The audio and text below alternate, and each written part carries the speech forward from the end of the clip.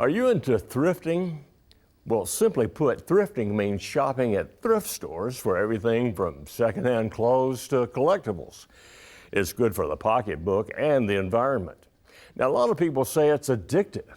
Well, we found a thrift shop in Goodlettsville that not only offers bargains, but also some rather bizarre discoveries.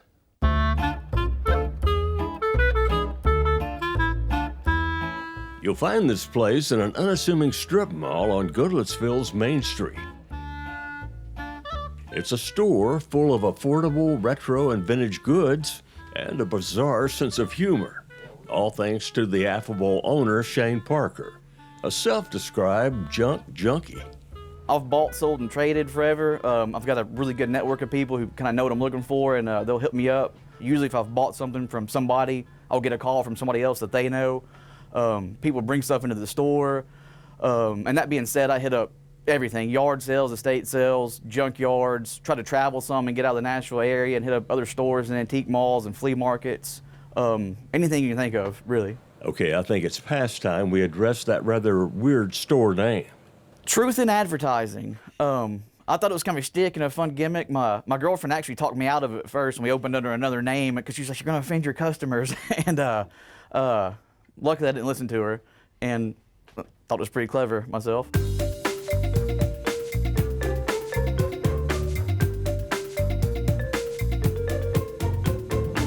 Strange? Yes. Funky? For sure. Whether it's the quirky artwork you'll find adorning the walls of the place, or hard to find vintage duds. Now, this is pretty cool. An Army Air Corps jacket from World War II. Makes you wonder, where does Shane get all this stuff? You die, we buy. Okay, but seriously, Shane has an eye for the odd stuff and a passion for the hunt, whether it leads him to an estate sale or any other source of hidden treasures. Don't get me wrong, I love the store, love being here. This is the job. Going out and finding the stuff is why I do the job. Weirder the better. I love taxidermy, oddities, old medical stuff. Really love the kind of 80s, 90s stuff that I had as a kid. Now that's you're starting to find out. You can actually find it in yard sales now, kind of popping up. But I'll take a look at whatever. Now this is Francis, the papier-mâché skeleton bust from the 1880s that allegedly brought bad luck to the previous owners. He's supposedly cursed, but I've had him for a few years and we get along fine. Here's a one-of-a-kind dental x-ray machine from the 1920s. He was a really high-end dentist in Chicago, had rich clientele, and didn't want the basic x-ray machine in his swanky office. So he had a carpenter come in to the company and built this around this dental x-ray unit. So it's a true one-of-a-kind piece. What's this?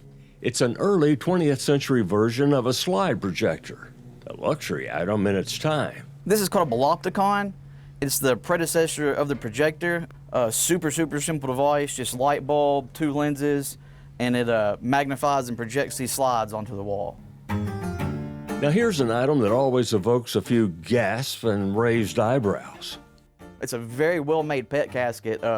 Gentleman made it himself, did a great job on it. The details were crazy, and then his dog didn't fit in it, unfortunately. The dog was too big? The dog was too big for the casket. Yeah, I guess, that he didn't measure twice and cut once kind of thing, I guess.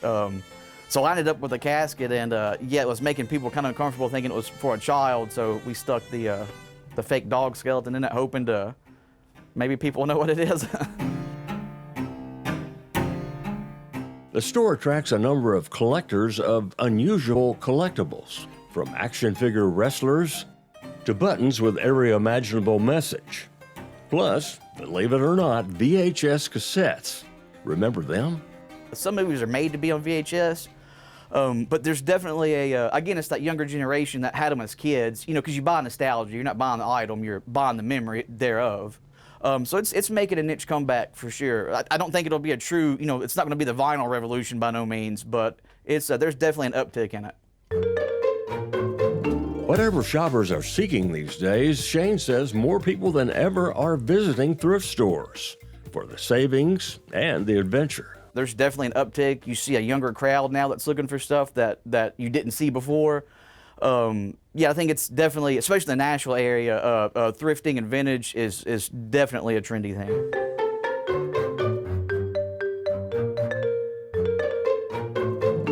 Before leaving dead people's things, I had to ask Shane a lingering question. What makes an old item cool for a quirky store like this? I've never been cool, Joe. I don't know. I just buy what I like, what I'm interested in, and every once in a while I get lucky and the axis of what's cool and what I like kind of cross over. I don't know what I'm doing. You're having a good time, though. Oh, I'm having a blast. I left a really good job to do this, worked twice as hard for half the money, and love every bit of it.